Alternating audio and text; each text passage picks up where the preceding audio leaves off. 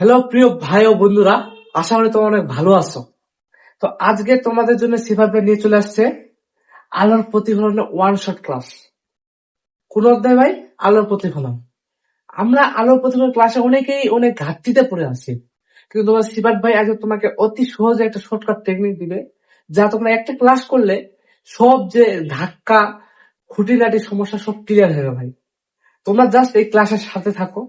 আজকে আমাদের আলোচনার টপিক হচ্ছে ভাইয়া আলোর প্রতিফলন এবং আলোর প্রতিফলনের সূত্র এবং দর্পণ। আমরা টপিক অনুযায়ী পড়ি, দেখি কত সোজা হয়। চলো ভাইয়া, প্রথমত আমরা যে ব্যাপারে জানতে হবে, আলো জিনিসটা কি ভাইয়া? আলো হইয়া লইকালো আলো। আলো জিনিসটা কি ভাইয়া? আমরা আলো ছাড়া কি দেখতে পাই? পাই না। অন্ধকারে আমাদের দেখার জন্য আলো দরকার ভাইয়া, তাই না? এখন দেখো, আলো আমরা সহজ ভাষায় বলতে পারি আলো একটা শক্তি ভাই। কি ভাই? আলো একটা শক্তি। তো এখন এখানে দ্রব্য একটু মিস্টেক হয়েছিল। তো আলো একটা শক্তি ভাইয়া। কি? আলো একটা শক্তি, একটি শক্তি, একটি শক্তি। আর ভাইয়া তোমাদেরকে একটি কথা বলি, আমরা যে ক্লাস করাবো, যেহেতু এক শটে আমরা গোটা ক্লাসটা শেষ করব, তোমাদের এই ক্লাসটা শিখতে হইলে পর্যায়ক্রমে খাতায় লিখতে হবে ভাইয়া। খাতায় না লিখলে খাতায় নোট করবা, পুরো রিভিশন দিবা, দেখবা এই ক্লাসে আর কোনো সমস্যা হবে না। তোমরা বই অধ্যায়টাই শেষ করতে পারবা। দেখো, আলো একটি শক্তি। আমার দরকার কি ভাইয়া? আলোর প্রতিফলন। কি দরকার? আলোর প্রতিফলন। প্রথম শিখে গেলাম আলোর একটা শক্তি। এখন আলোর প্রতিফলনটা কি? দেখো, যে আলোর প্রতিফলন হচ্ছে, আলোটা মিশাই দেই। এখন দেখো, হ্যাঁ, এটা হচ্ছে একটা বিভক্ত, কি বলা হবে? বিভক্ত, তাই না? একটা সমতল দর্পণ, যার একটা বিভক্তল আমরা নাম দেই বিভক্তল। তো দেখো, আলো আলোটা যদি আমরা এখানে ফেলাই, এই যে এখান থেকে আলোটা আমরা ফেলাইলাম, এখানে আলোটা এই পাশ দিয়ে বের হয়ে যাবে। কি হয়ে যাবে? এই পাশ দিয়ে বের হয়ে যাবে। তো এই যে আমরা যে আলোটা এই পাশ দিয়ে ফেলাইলাম, তাই না? তো এটাকে হচ্ছে আপাতত রাশি।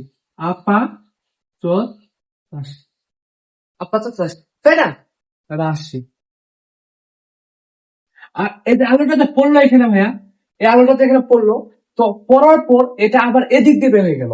আর এটা আলোটা এমন ভাবে বের হয়ে গেল, তার মাঝখানে যে একটা অবিলম্ব অঙ্কন করা হোক, এটার নাম কি?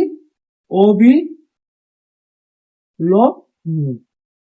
অবিলম্ব, এটার নাম কি ভাইয়া? অবিলম্ব। বুঝতে পারছো ভাইয়া? তো অবিলম্বের অঙ্কন করা হলো। অঙ্কন করার পর এই কোণ এবং এই কোণ দুইটি সমান হলো। কি হলো ভাইয়া? দুইটি কোণ একদম সমান হয়ে গেল। আর এই পাশে যে রাশিটা বের হয়ে গেছে, এই রাশিটা হচ্ছে প্রতিফলিত।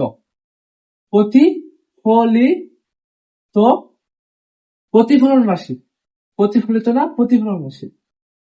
প্রতিফলন রাশি।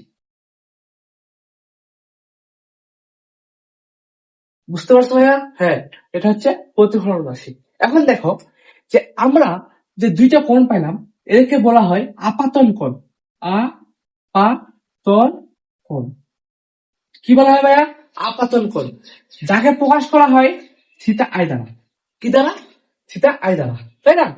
আর এখানে আমরা প্রকাশ করতে পারবো থিটা আর দ্বারা। কি দ্বারা? থিটা আর দ্বারা। তাহলে আমরা তো অলরেডি জানে আসছি যে আপাতন কোণ সমান প্রতিফলন কোণ। আমি তোমাকে বুঝতে পারছি যে আপাতন কোণ আর প্রতিফলন কোণ কেমনে সমান হলো। বুঝতে পারছি ভাইয়া? এই দেখো, এখন আমরা দেখো, আমরা আলো আপাতন রাশির প্রতিফলন ঘটার পর বের হয়ে গেল, এখানে দুইটা কোণের সৃষ্টি হলো। এখন আমরা এক কথায় বলি, সূত্রটা একটু পড়ি কেমন হয়। প্রতিফলনের সূত্র দেখো, সূত্র বা সংজ্ঞা বলা যায় যে কোন আলো স্বচ্ছ মাধ্যম দিয়ে, স্বচ্ছ মানে কি বোঝা যাচ্ছে? বাতাস। বাতাস একটা মাধ্যম, বাতাস। কোন আলো স্বচ্ছ মাধ্যম দিয়ে যাওয়ার পর দ্বিতীয় মাধ্যমে যে বিভক্তল হতে ফিরে আসে। দেখো, স্বচ্ছ বাতাস দিয়ে আলোটা যাওয়ার পর দ্বিতীয় মাধ্যমে গিয়ে বিভক্তলে পড়ার পর সেটি ফিরে আসে, তাই হলো আলোর প্রতিফলন। বুঝতে পারছি ভাইয়া? এটা হচ্ছে আলোর প্রতিফলন। এখন দেখো, আমরা আলোর প্রতিফলন অলরেডি জানে গেছি, বুঝতে পারছি। এখন আমরা নেক্সট টাইম যেটা শিখবো সেটা হচ্ছে, চলো ভাইয়া, আলোর প্রতিফলন অলরেডি আমরা শিখে ফেলাম এখানে, আলোর প্রতিফলন শেষ। এখন আলোর প্রতিফলনের সূত্র সমূহ কি ভাইয়া? আলোর প্রতিফলনের সূত্র সমূহ। এখন দেখো, আমরা যেটা এখানে করবো সেটা হচ্ছে আলোর প্রতিফলন সূত্র কি? সূত্র এক, সূত্র সূত্র এক। হ্যাঁ, আমরা সূত্র সবাই মুখস্থ করি, কিন্তু আমরা এই চিত্র থেকে সূত্রটা শিখবো। কোথা থেকে ভাই? চিত্র থেকে সূত্র শিখবো, তাই না ভাইয়া? দেখো, সূত্র কি? এক কথা বলে দেবো ভাইয়া, পানি পানি করে বলে দেবা যে আপাতত রশ্মি, অবিলম্ব, প্রতিগত রশ্মি তিনটি একই সমতলে অবস্থিত। দেখো, আপাতত রশ্মি, অবিলম্ব, অভিলম্ব, প্রতিফলিত, প্রতিফলন রশ্মি, প্রতিফলন রশ্মি একই সমতলে অবস্থিত। বুঝতে পারছো ভাইয়া? আপাতত রশ্মি, অবিলম্ব, প্রতিফলন রশ্মি একই সমতলে অবস্থিত। সূত্র এক, ক্লিয়ার? এখন আমরা সূত্র নাম্বার 2 দেখো। সূত্র নাম্বার যদি 2 দেখি, 2 নাম্বার সূত্র, তাহলে আমরা কি বলতে পারি? দেখো, সূত্র নাম্বার বলতে পারি যে আপাতন কোণ প্রতিফলন, এটাকে বলা হয় প্রতিফলন কোণ। প্রতিফলন কোণ, তাই না ভাইয়া? আপাতন কোণ এবং প্রতিফলন কোণ দুইটি সমান। আপাতন আপাতন কোণ,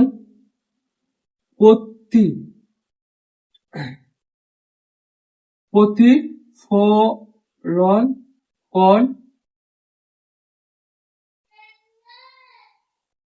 দুইটি সমান। ক্লিয়ার? আপাতন কোণ এবং প্রতিফলন কোণ দুইটি সমান। এটাকে আমরা বলতে পারি যে থিতা আই সমান থিতা আর, থিতা আই সমান থিতা আর, সেটা আমরা অলরেডি জানি, আগে থেকে জানি, তাই না? অলরেডি প্রতিফলনের সূত্রের কিছু অংশ শিখা হলো। এখন দেখো, আমাদের একটু মিশাইতে হবে, যারা তুলতে পারছো। আলোর প্রতিফলনের সূত্র সমূহ শিখে ফেললাম কিছুটা। এখন আমরা শিখবো নিয়মিত প্রতিফলন আর অনিয়মিত। দেখো, নিয়মিত প্রতিফলন, নিয়মিত, নিয়মিত, আর হচ্ছে অনিয়মিত, তাই না ভাইয়া? আমরা দুইটা প্রতিফলন শিখবো, নিয়মিত প্রতিফলন এবং অনিয়মিত প্রতিফলন, তাই না? এখন দেখো, নিয়মিত প্রতিফলন সবসময় সমতল দর্পণে হয়। লক্ষ্য রাখো যে নিয়মিত প্রতিফলনটা জিনিসটা কি? যদি আমরা এক ঝাঁক আলো রাশি সমান্তরালে এই দর্পণে ফেলি, দেখে আমরা জাস্ট একটা আগে ফেলাইলাম দর্পণে, তাই না? একটা ফেলাইলাম, তো ফেলার পর এটা এভাবে বের হয়ে চলে গেল। আবার আরেকটা যদি এখানে ফেলাই, দেখো, কিন্তু ভাই আমরা সত্য কি যে যদি দুইটি আলোক রশ্মি সমান্তরালে এখানে সমতলে ফেলা হয়, সেটা আবার সমান্তর আকারে বের হয়ে যায়। বুঝছো ভাইয়া? যে যদি সমান্তর আকারে ফেলানো হয় দর্পণে, সেটা সমান্তর আকারে বের হয়ে যায়। এইটাকে বলা হচ্ছে নিয়মিত প্রতিফলন, নিয়মিত প্রতিফলন। এবং আর আমরা অনিয়মিত জন্য বক্রতলকে আমরা নিব, যদি, কারণ অনিয়মিত প্রতিফলন সময় বক্রতলে হয়, যদি দুইটি আলোক রাশি সমান্তর আকারে ফেলা হয় এখানে, কিন্তু বের হয়ে যায় যেদিক সেদিক, মানে কোনো দিক থাকে না যে কোন দিকে কি যাচ্ছে। বুঝছো ভাইয়া? আমাদের নিয়ম হচ্ছে যে সমতলে যদি ফেলাই, সমান্তরালে আসবে আবার সমান্তরালে চলে যাবে। আবার এটা বক্রতলে আসবে, বক্রতলে ফেলাইলে যদি সমান্তরালে আসতেছে, কিন্তু এদিক সেদিক থেরোমেরো ভাবে বেড়ে যাচ্ছে, এটা হচ্ছে অনিয়মিত প্রতিফলন।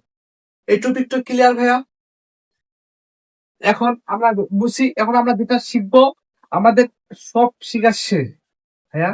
এখন আমরা যা শিখবো ভাইয়া সেটা হচ্ছে, এটাও শেষ। এখন আমরা শিখবো ভাই দর্পণ। ভাইয়া কি ভাইয়া? দর্পণ। কিন্তু এখন দর্পণ শিখবো। এখন তার আগে আমি ভাইয়া তোমাদেরকে যেটা শিখাবো সেটা হচ্ছে, আলো তিনটি ভাগ আছে ভাইয়া। কি আছে? আলো তিনটি ভাগ। আলো তিনটি কাজ সংগঠন করতে পারে। একটা হচ্ছে প্রতিফলন, প্রতিসরণ এবং শোষণ, তাই না? আমরা একটু শিখি। আলো আলো আলো তিনটি কাজ করতে পারে কি? প্রতিফলন,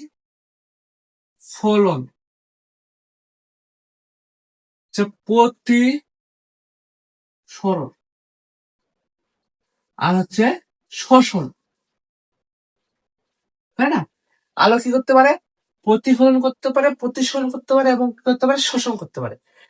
প্রতিফলন কি?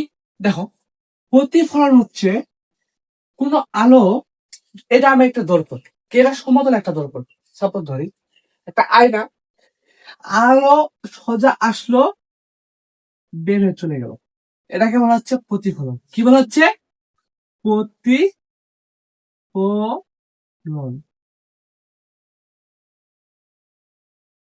এটা কি হচ্ছে? প্রতিফলন। আর এই আলোটা, তাই না, এই আলোটা যখন এদিক দিয়ে আসার পর সুন্দর করে এদিক দিয়ে বের হয়ে চলে গেল, তাই না? কারণ এখান থেকে যদি একটা চোখ দিয়ে আমরা এখানে দেখি, কি দেখি? চোখ দিয়ে এখানে দেখি, আমরা দেখতে পাচ্ছি বস্তুটা এই জায়গায় আসছে, তাই না? কিন্তু দেখো, প্রতিশোধ জিনিসটা কি? আলোটা এদিক দিয়ে আসছে, আসার পর হালকা কিছু পরিমাণের দিকে বের হয়ে গেল আলোক রশ্মি, সেটাকে বলা হচ্ছে প্রতিসরণ। প্রতিসরণ, তাই না ভাইয়া? কি বলা হচ্ছে? প্রতিসরণ। আর আরেকটা জিনিস কি আমরা শিখবো? শোষণ ভাইয়া। শোষণ জিনিসটা কি? তোমরা একটা জিনিস দেখো, যে শোষিত অনেক বস্তু আছে এই আমাদের জগতে বা অন্য উদ্ভিদ আছে। তারপর এই যে উদাহরণ দেয় যে আমাদের কালার রং কয়টা, মানে আমাদের আলোর রং কয়টা ভাইয়া? আমরা জানি কি এটা, যে আমাদের আলো হচ্ছে, আমাদের আলো রং হচ্ছে সাতটা। কয়টা ভাইয়া? সাতটা। রং হলে যখন আমরা দেখি, তখন আমরা সাতটা কালার দেখতে পাই। কয়টা দেখতে পাই? সাতটা। তো আমাদের আলোর রং হচ্ছে সাতটা, তাই না ভাইয়া? তো এখন দেখো, এখন আলোর সাতটা রং কি? বৈশাখী, এই আমরা পারতেছি না।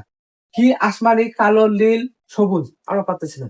সোজা টেকনিক আমি শিখিয়ে দিই ভাইয়া, দেখো, যে কেউ কেউ আবার কালো বলে দেয়, কিন্তু কিন্তু না ভাইয়া, কালোর কোনো আলোর রং না। এখন আমরা সোজা একটা টেকনিক শিখি, হচ্ছে বেনি, আসো, কোলা। বেনি, আসো, কোলা। হ্যাঁ, এটা দ্বারা কি বোঝায় দেখো? বেনি, আসো, কোলা। আলো সাতটা রং: বেগুনি, নীল, আসমানি, সবুজ, হলুদ, কমলা, লাল। হ্যাঁ, বুঝতে পারছো? তোমরা একটা সংজ্ঞাটা অনেকে জানো। এটা এটা কি, কিভাবে হয় অনেকে জানো, তাও জানো জানো না, তার জন্য টেকনিক ভাইয়া, বেনি, আসো, করো। কি ভাইয়া? বেনি, আসো, করো। এখন দেখো, এই শোষণ প্রক্রিয়াটা ঘটে কিভাবে? যে আমাদের আলোর সাতটা কালার যখন একসাথে একটা গোলাপ গাছে পড়ে, গোলাপ গাছে শুধু লাল রংটাই ওখানে পড়ে, আলোটা লাল রঙের পড়ে, যেটা লাল আছে রংটা, সে লালটাকে অ্যাডজাস্ট করে, করার পর সে লালটাই শুধু ফুটে ওঠে। আর বাকি যে কালার গুলো আছে না, সেগুলা শোষিত হয়ে যায়, তারা গাছটা শোষণ করে নেয়। আবার যে এখানে সবুজ আছে, এই সবুজটা তার পাতাগুলোতে পড়ে সবুজটা থাকে, আর বাকিগুলা কি শোষণ করে নেয়। তো দেখো, এখন আলো কালার গুলো পাইলাম, শোষণও পাইলাম, আমাদের টপিক ক্লিয়ার ভাইয়া, ক্লিয়ার। এখন আমরা যেটা আলোচনা করবো সেটা হচ্ছে দর্পণ ভাইয়া। কি করবো ভাইয়া? দর্পণ। কি শিখবো ভাইয়া? দর্পণ। এখন দর্পণ জিনিসটা কি দেখো, আমরা যদি দর্পণকে ভাঙতে চাই, দর্পণ, তাই না, এই দর্পণে আমরা ভাঙলে সর্বপ্রথম পাবো হচ্ছে,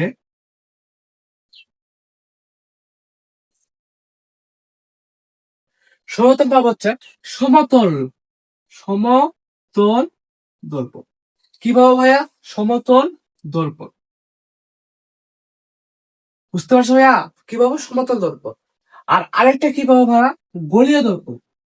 গলীয় দর্পণ। গলীয় দর্পণ, তাই না ভাইয়া? দেখো, এখন এই গলীয় দর্পণ আবার দুই প্রকার। কয় প্রকার? দুই প্রকার। একটা হচ্ছে ভাইয়া অবতল, অবতল, আর একটা হচ্ছে উত্তল, উত্তল। একটা কি ভাইয়া? অবতল, একটা হচ্ছে উত্তল। এখন ভাইয়া সমতল দর্পণ আর গলীয় দর্পণ ছিলাম ভাইয়া। এখন এগুলা কি ভাইয়া? দেখো ভাইয়া, সমতল দর্পণ হচ্ছে আমরা যদি একটা সমতল অবস্থায় একটা তলবে, তাই না? ওই যে সমতল তলবে, এখানে সুন্দর করে দর্পণটা আলো কষি পড়বো আর এদিকে বের হয়ে যাবে, তাই না ভাইয়া? এই যে এই হচ্ছে সমতুল্য দর্পণ, তাই না ভাইয়া? ক্লিয়ার? এখন ভাইয়া গলীয় দর্পণটা, গলীয় দর্পণটা কি, তাই না? আমরা আনুমানিক একটা কল্পনা করি, একটা ফুটবল বা ক্রিকেট বল, এরকম একটা কাছের কোনো একটা বস্তু আমরা কল্পনা করবো। কি করবো? এরকম কাছের কোনো একটা বস্তু আমরা কল্পনা করবো। যদি আমরা এই কাছের কোনো একটা বস্তু কল্পনা করি, তার উপরে পৃষ্ঠ আর ভিতরে পৃষ্ঠ, উপরের থেকে মনে হচ্ছে উত্তল আর ভিতর থেকে মনে হচ্ছে অবতল, তাই না? দেখো, আমরা ওটা কল্পনা করি। সাপোজ ধরো এই যে একটা বল, তাই না ভাই? এটা কি বল?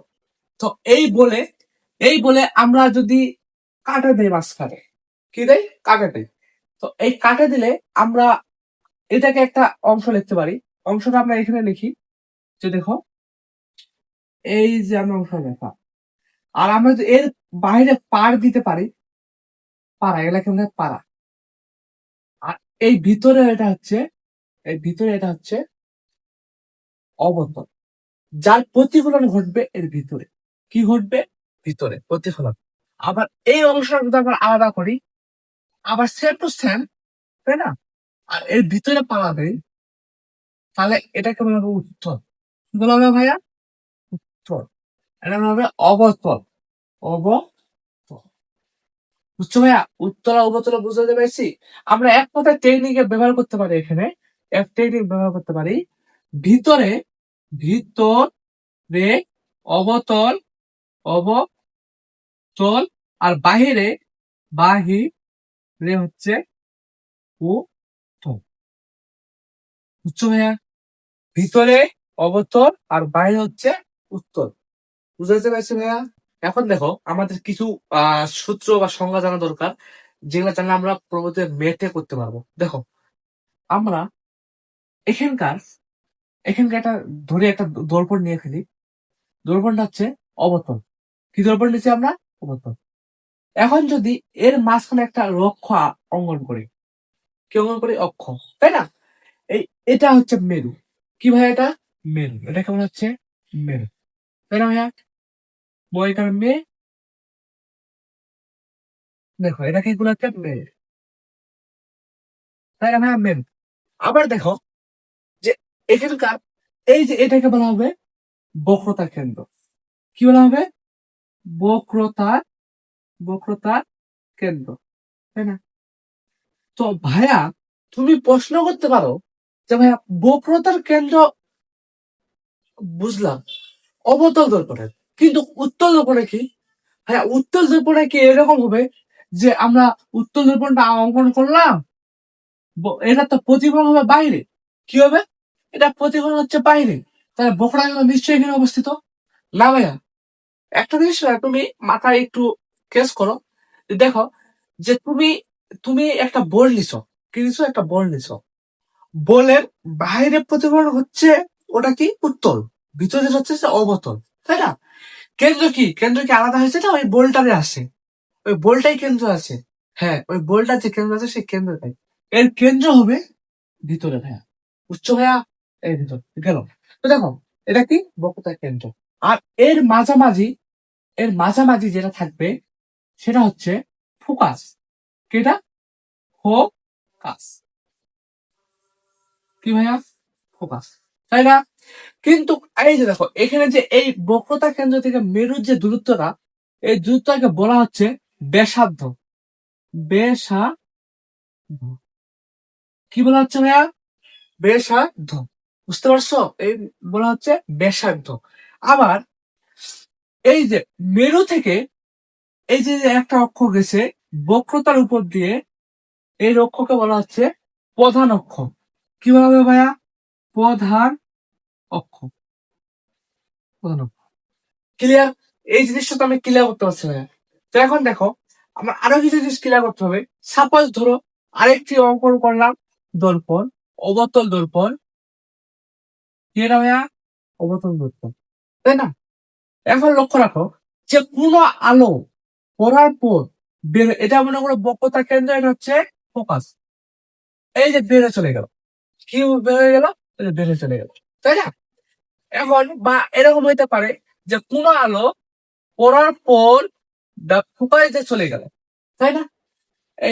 এই যে এই অক্ষগুলো হচ্ছে গণ অক্ষ, গণ অক্ষ, বুঝাতে পারছি ভাইয়া? কি অক্ষ? গণ অক্ষ। আমরা এই টপিক গুলো ক্লিয়ার জানতে পারি, আমাদের ইনশাল্লাহ পরবর্তী ক্লাসে আমরা চিত্র সহ চিত্র অঙ্কন করবো। পরবর্তী ক্লাসের টপিক হবে চিত্র অঙ্কন, চিত্র, চিত্র। পরবর্তী ক্লাসের টপিক হবে চিত্র। আর আরেকটি টপিক হবে হচ্ছে, সেটা হচ্ছে বিবর্ধন গেল। আর আরেকটা টপিক হবে math solve, math solve, math solve, clear? আরেকটা হচ্ছে ম্যাথ সলভ। আমরা আগামীকাল ক্লাসে এগুলা আলোচনা করব। সবাই এই ক্লাসটা যদি ভালো লাগে থাকে, তাহলে সবাই একটু কমেন্টে বলবে ভাই পানে পানে, কি বলবো ভাইয়া? পানে পানে। আমি প্রত্যেকটি ক্লাস গুছানো ভাবে টপিক অনুযায়ী করাবো। এই ক্লাসগুলো তুমি যদি খাতায় লিখতে পারো ভাইয়া, খাতায় লিখতে পারো, আর তাহলে তোমার বেসিক সব ফর্মুলা তোমার মাথায় চলে যাবে ভাইয়া। এগুলাই বেসিক ভাইয়া, অন্য বেসিক নাই। এরপরে আমরা চিত্র অঙ্কন শিখাবো। আমরা চিত্র অঙ্কন স্টেপ বাই স্টেপ অনেকে শিখায়, অনেক শিক্ষককে আমি শিখাবো। এক চিত্রতেই 6টা অঙ্কন শিখাবো, বুঝতো ভাইয়া? সব টেকনিকে ভাইয়া, টেকনিকে। আমাদের কোনোদিনও ভুল হবে না। যোগ বিয়োগ দ্বারা আমরা চিত্র অঙ্কন শিখাবো। পরবর্তী ক্লাসটা দেখার তোমাদের অতি আগ্রহ আমি জানাবো, যদি আগ্রহ থাকিও আমি তোমাদেরকে পরবর্তী ক্লাসটা দিব।